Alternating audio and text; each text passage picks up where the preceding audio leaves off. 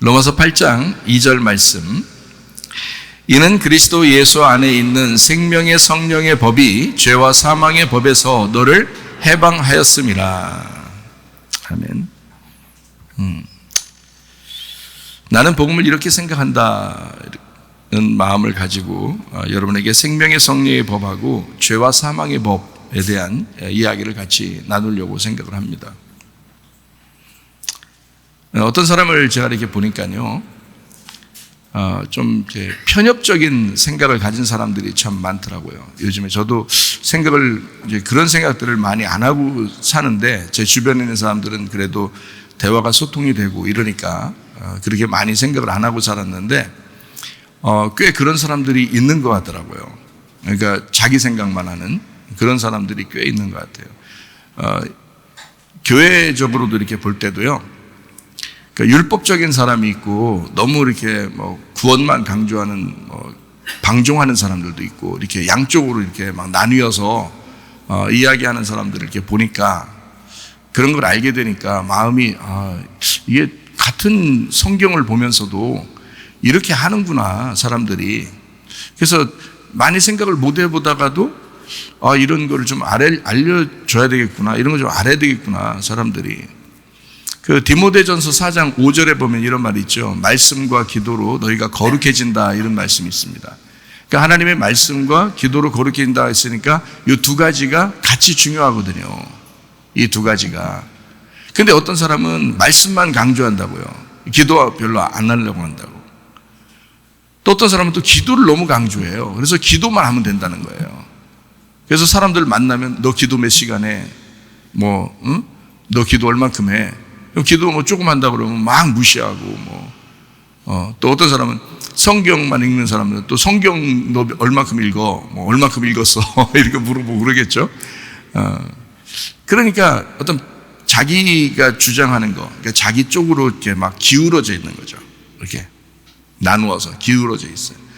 그런 걸 볼 때 좀 속상하더라고요. 원래 이 말씀과 기도는 병행해야 되거든요. 같이 있어야 되거든요. 그러니까 누가 만약에 나한테 목사님 기도 얼만큼 하세요? 라고 물어본다면 제가 뭐라고 대답할 수 있겠어요? 저는 하루에 10시간 이상을 기도합니다. 그럼 사람들이 무릎 꿇고 막 기도하지 않는데 어떻게 10시간을 기도한다고 얘기하겠어요? 그러면 제가 성경을 생각하고 성경을 묵상하고 성경을 보고, 그리고 사람들에게 그 성경에 대한 이야기를 나누는 것도 기도입니다. 이게 우리 생활 가운데의 기도예요. 그리고 무릎 꿇고 앉아서 기도하는 것도 물론 하죠. 그것도 하면서 이렇게 산단 말이에요. 그러니까 누가 물어볼 때 비판하려고 물어본다면 좀 그렇게 얘기할 수 있어요. 충분하게. 전 하루에 10시간 정도를 기도합니다. 기도에 대해서 편협적인 생각을 가진 사람한테는 그렇게 얘기할 수 있겠죠. 또 말씀에 대해서 편협적인 생각을 가진 사람은 성경 얼마나 읽었어요? 하루에 얼마나 읽어요? 이렇게 이제 저희 한 10시간 정도 읽습니다. 이렇게 얘기할 수도 있겠죠. 왜냐면 그 사람에 맞게 얘기를 해주는 거예요, 그냥.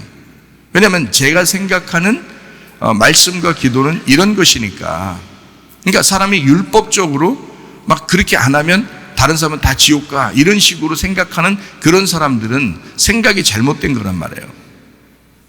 다른 사람들을 이해할 줄 알고 들어줄 줄 알고, 그렇구나, 그렇게 못하고 있는 사람도 있구나, 이렇게 이해해 줘야지, 자기가 하는 것처럼 안 하면 다 이단처럼 생각하고 이상하게 생각하고 하면 안 된다는 거죠.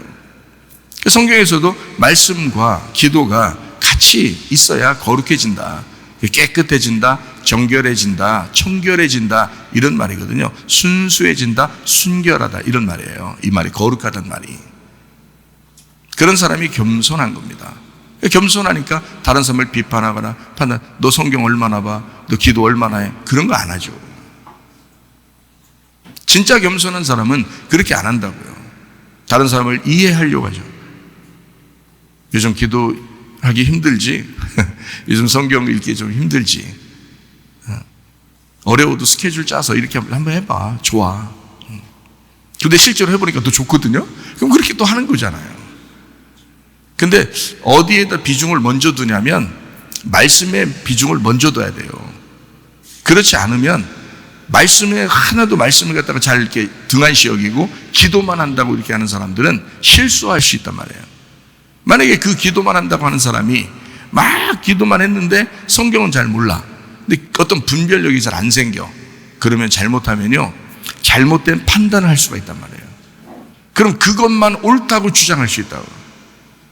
그럼 그게 더 이상한 거예요. 그렇게 돼서는 안 되거든요.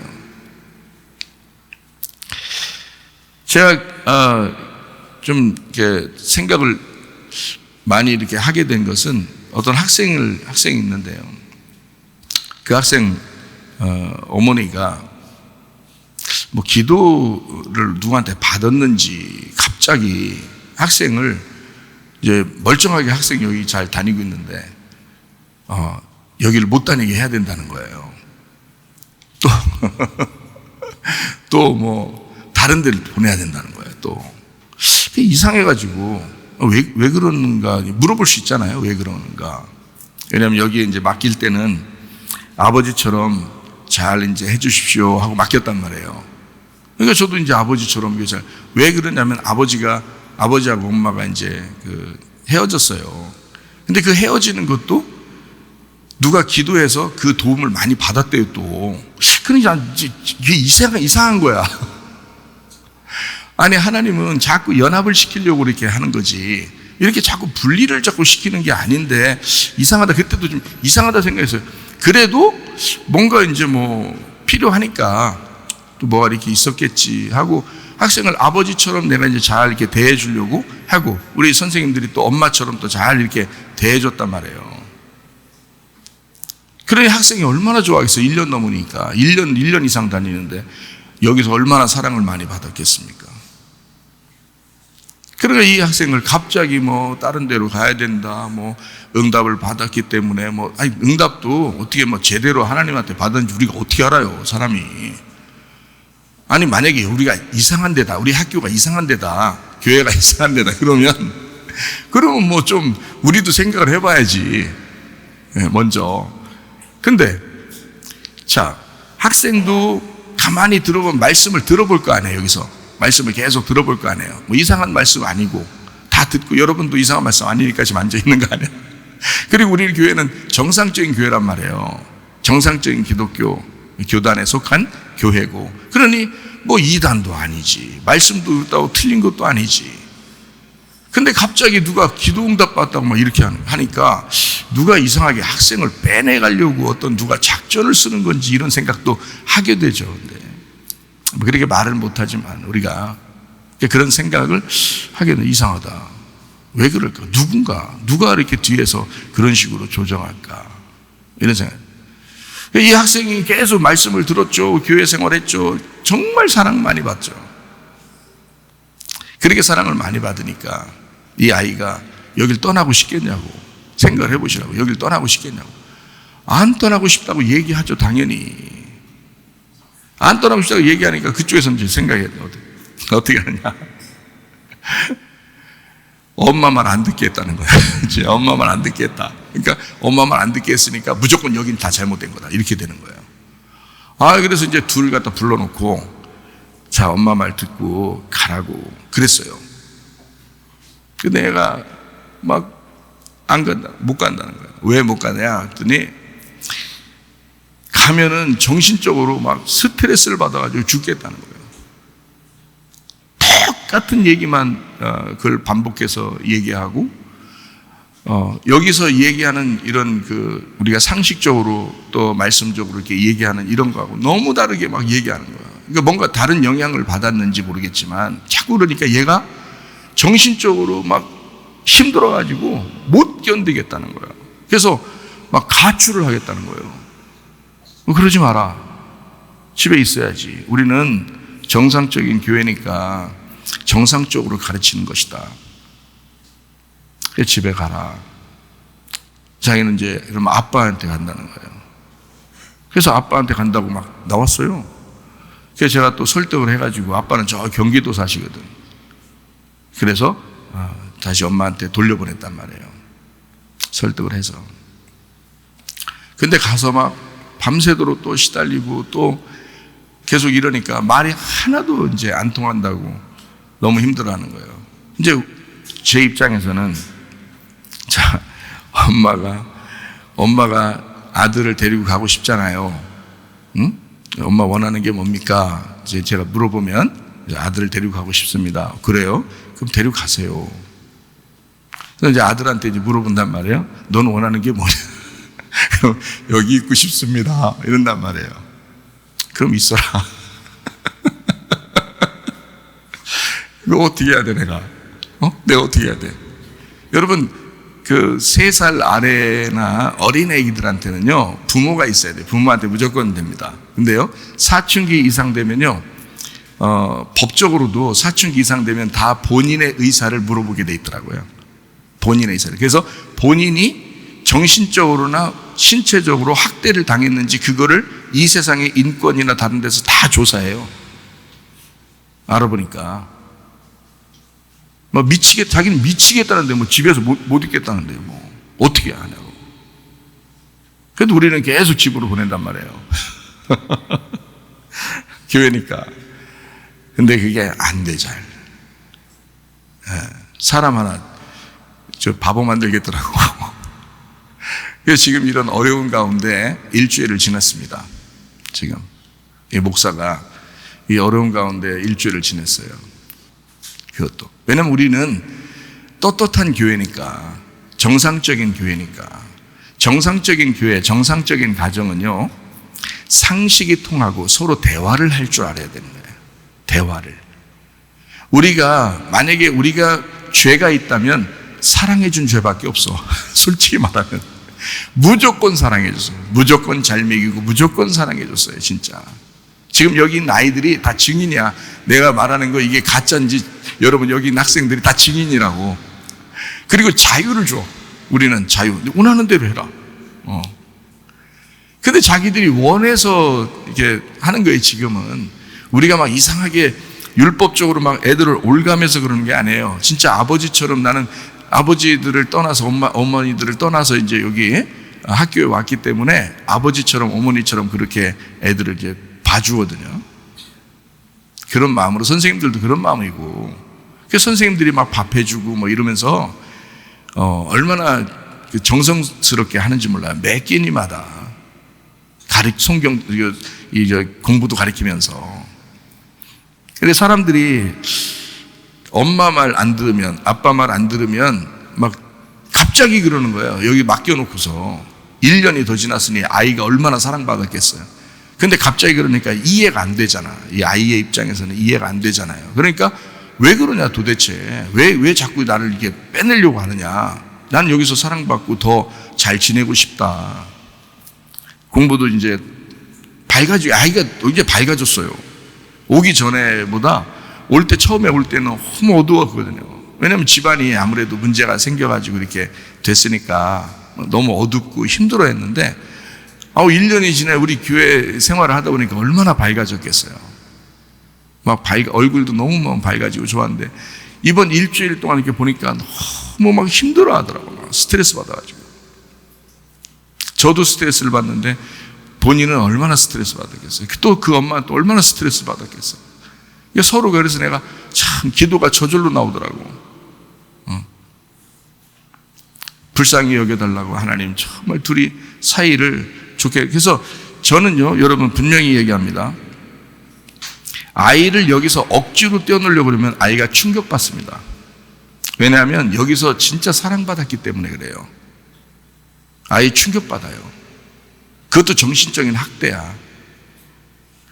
자기하고 친해지려면 교회하고 가깝게 지내게 하고, 목사님하고 가깝게 지내게 하고, 선생님들하고 가깝게 지내게 하고 이렇게 하면은, 그러면 아이는 반드시 엄마하고 아빠하고 친해집니다. 반드시요. 그러니까 처음에는 관계가 어색했었는데 여기에 학교에다 맡겨놓으면, 그러니까 그게 얼마나 좋은 일인지 몰라요. 반드시 이 아이가 엄마하고 아빠하고 친해져요. 그래서 실제로 얼굴도 밝아지고 친해졌어요. 친해지니까 이제 지금에 와서 이제 또 그 전에 오기 전에는 안 친했어요. 굉장히 이상하게 생각하고 그랬어요. 근데 지금 친해졌거든요. 친해지니까 갑자기 그러니까 애가 충격을 받은 거예요. 더 좋아해 줘야 되잖아요, 정상적으로 보면. 근데 지금에서는 이제 누구 지시를 받은지 뭐 했는지 모르겠지만 하여튼 뭐 막 그렇게 하는 거예요. 자기 말 안 들으면 뭐 그냥 무조건 안 된다 이렇게 해서 해버리는 거예요. 그러니까 이 아이가 충격을 받아가지고 지금 난리가 아니에요. 일주일 동안 지금. 그래서 저도 지금 가만히 기도만 하고 있습니다. 뭐 어떻게 해줄 수 있는 방법이 없어요 지금. 그런 상태에 있습니다. 그래서 제가 이런 걸 생각해 봤어요. 어떤 걸 생각했냐면 복음을 제대로 깨닫지 못하면 사람이 자기중심적으로 바뀌는구나. 복음을 깨달으면 다른 사람 의견도 들어줘 보고 그리고 서로 이렇게 대화하고 비교를 해보고 할 거 아니에요. 근데 일단 대화 자체를 다 끊어버려요. 그게 다 이단들이 하는 짓입니다. 그게요. 그러니까 뭔가 자기중심적이야. 자기들만. 그래서 요거를 제가 생각을 해봤어요. 이 세상에 있는 언어로 한번 생각을 해봤거든요. 그게 뭐냐면 편집증이라는 게 있더라고요. 편집증. 이게 사람들이 편집증이라고 얘기하잖아요. 그 편집증이라고 하는 게 제가 이제 생각을 한 게 이거예요. 자기가 원하는 것대로 편집해서 알아듣고 그것만 기억하는구나. 요걸 이제 사람들하고 대화해 보니까 알겠는 거예요. 이런 걸 편집증이라 하는구나라고 제가 이제 생각을 했어요. 그래서 이제 그 인터넷 지식인에다가 제가 딱 쳐가지고 편집증이 뭔가라고 이렇게 확인을 해보니까 편집증이란 이런 거다라고 나와 있더라고요. 뭐냐면 체계가 서고 조직화된 이유를 가진 망상을, 그러니까 자기만의 생각이 딱 있는 거예요. 그렇게 그 망상을 계속 고집하는 정신병이랍니다. 이게요. 우리 그렇지 않죠, 여러분. 여러분 그러면 안 됩니다. 여기 있는 사람들은. 다 비교해보는 거예요. 봐야 돼요. 여기서 설교 말씀을 하면 다 비교를 해봐야 돼요. 자기도 상식적으로 다 이렇게 비교해보고 말씀적으로도 비교하고 그래야 됩니다. 네. 저는 여기서 말씀을 증거하거나, 여기서 말씀 증거한 게 잘못되면 누군가는 이제 비교해볼 거 아니에요, 그죠? 그래서 다 뭐 어차피 인터넷으로도 띄워놓고 또 목사님들한테도 연락이 오고 다 하기 때문에 확인을 다 할 수 있어요. 목사님들이 우리 교회의 말씀을 배우고 싶어 합니다. 많이 연락을 받아요. 그래서 목회자 세미나도 다니고 그랬던 것은 가르쳐 줘야 될 필요가 있으면 또 그렇게 해야 된다 해서 갔다 오고 그렇게 한 거거든요. 너무 멀어서 좀 문제였지만 제주도라. 근데 그렇게 말씀에 대해서는 뭔가 이렇게 우리가 상식적으로 또 말씀적으로 이게 비교해보고 이게 정확한지 그거를 우리 오늘 김 장로님도 여기 예배드리기 전에 저한테 물어보더라고요. 이런 말씀은 무슨 말씀입니까? 그때 제가 들었는데 이해는 가는데 이게 정확하게 이게 어떤 겁니까? 라고 물어보더라고요. 그래서 이건 이런 겁니다. 근데 이런 거를 다른 사람한테 얘기했을 때 이게 이해가 될까? 이해가 될까? 아마 이 얘기는 우리가 이렇게 얘기한 거니까 이렇게 이해가 되죠. 그러니까 이해가 된다 그러더라고요. 자, 또 확증 편향이라는 게 있더라고요. 확증 편향. 그게 뭐냐면 제가 생각한 거는 자기가 생각한 것이 분명히 그 말이 사실이야 라고 한쪽 방향으로만 정해놓고 얘기하는 거예요. 그게 제가 생각하는 거예요. 근데 이제 지식인에다가 이렇게 딱 인터넷으로 지식인 보니까 거긴 뭐라고 써있냐면 확증 편향이란 이런 거다. 자기 가치관, 신념, 판단 따위와 자기하고 하나가 되는 정보에만 딱 주목하고 그 외의 정보는 다 무시하는 사고방식이라고 써있어요. 그러니까 편집증이 있을 수 있고요. 확증 편향이 있을 수 있습니다. 근데 좀 약하게 하면 괜찮은데 그게 강하게 나타나면 이상하게 보이는 거예요. 피해망상이라는 게 있어요. 제가 이제 피해망상을 이렇게 생각했습니다. 뭐라고 했냐면 자기가 피해자인 것으로 정해놓고 자기를 다른 사람이 공격한다고 생각한다. 이게 이제 제가 생각한 건데요.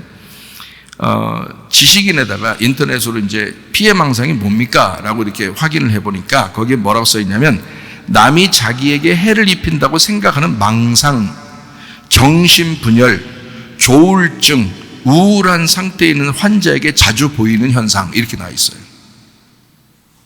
똑같죠. 제가 지금 생각한 거하고 그냥 일반적 상식적으로 생각한 거하고 똑같더라고요. 그 인터넷 지식인도 똑같더라고요. 폐쇄적이라는 말이 있거든요. 폐쇄적이다. 그걸 제가 생각할 때는 다른 사람 이야기는 들으려고 하지 않고 자기 말만 한다. 이걸 폐쇄적이라고 이렇게 하는데, 인터넷 지식인에 쳐보니까 이렇게 나와 있어요. 외부와 통하거나 교류하지 않고 자기 생각만 한다. 똑같죠. 그래서 어떤 사람하고 이렇게 얘기해 보니까 내가 좀 왜 이렇게 말이 안 통할까? 왜 부모와 자식이 그렇게 말이 안 통할까? 왜 성도 간에도 어떤 사람들은 말이 안 통할까? 그렇게 봤더니 편집증을 가지고 있든지 확증 편향을 가지고 있든지 아니면 피해 망상을 가지고 있든지 폐쇄적인 사람이다. 다른 사람 얘기를 들어보려고 하지 않는 거예요. 그러니까 이런 사람들은 정신적으로 약간 문제가 있기 때문에요. 그런 사람들은 심리 상담을 받는 게 좋습니다. 심리 상담을 받든지 아니면 목사님하고 상담을 하든지, 제가 상담자라고 생각하고 상담을 이제 하든지 그렇게 하면 될 것 같아요. 그렇지 않으면은 힘든 케이스들입니다. 아니면 뭐 기도해서 응답을 진짜 자기가 스스로 받아서 겸손해지고 온유해지든지 말이에요. 그렇지 않으면 어렵다. 이거를 이 학생하고 부모 관계를 이렇게 보니까 알겠더라고요. 야, 이런 것도 있구나라는 것을 제가 알겠더라고요.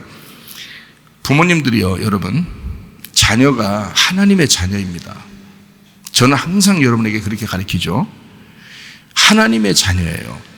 내 소유물이 아니란 말이에요. 착각들 하지 마세요. 하나님의 자녀이기 때문에 오히려 그의 의견을 들어줄 줄 알고 그 아이를 위해서 기도해주고, 그리고 이 아이가 행복한 것이 무엇인지를 찾아줘야 되는 거야. 막 놀러 다니는 걸 행복한다, 그런 걸 막 찾아주고 무조건 게임한다 이런 거 막 찾아주고 그런 거 아니고, 그런 거 말고 진짜 영적으로 행복하도록, 진짜 정신적으로 행복하도록 그렇게 만들어줘야 된다는 겁니다. 부모들, 자녀들 그렇게 키우세요. 진짜예요. 제가 부탁합니다, 여러분. 자녀하고 부모하고 남편과 아내하고 여러분 관계가 영원할 것 같습니까? 그렇지 않아요. 다 자기 생각들이 있는데 어떻게 영원히 갑니까? 그게 같은 생각이 돼야지 영원히 가는 거지. 한쪽은 정상적이지 않고 한쪽은 정상적이면 그게 영원히 갈 것 같아요, 여러분? 부부 관계가? 부모 자녀 관계가? 그렇지 않아요. 정상적인 사람은 정상적인 사람들끼리 오래 가는 거예요. 하나는 비정상이고 하나는 정상인데 오래 가겠어요? 오래 못 간다고. 정상적인 생각들을 하셔야 된다고. 비정상적인 끼리 둘이는 또 오래 가겠어요? 그것도 오래 안 가죠. 둘 다 비정상이니까. 그러니까 정상적으로 이렇게 둘이 정상적인 것을 향하여 둘이 같이 같은 목표를 가지고 같은 목적을 가지고 이렇게 살아가야 그게 올바르다는 것입니다. 그러니까 우리는 한쪽 면으로 기울어 가지고 자기를 주장하려고 교회 다니는 게 아니에요. 여러분, 저는 그걸 원하지 않습니다. 양쪽 다 이해시켜주고 서로가 연합하고 서로 화해하고 서로 용서하고 서로 사랑하는 그런 하나됨을 만들어 나가려고 하는 거예요. 저는 그런 목사입니다. 그러니까 그렇지 않을 거다라고 저를 편협적으로 보지 마세요. 저는 그런 사람 아닙니다. 저는 구원받고 나서 은혜 받고 저는 정말 주님 안에서 많이 회개하고 후회하고 울고, 주님 안에서 내가 어떻게 살아야 되나, 또 사람들한테 어떻게 하나님의 마음을 전달할까, 이렇게 고민하면서 생활하는 사람이에요. 그래서 제 주변에 있는 사람들 보세요. 다 정상적이죠. 가정이 더 화목하고 사랑하고 그러죠. 저도 그렇죠. 그리고 우리 교회 안에서도 서로 사랑하려고 막 하죠. 정상적이란 말이에요.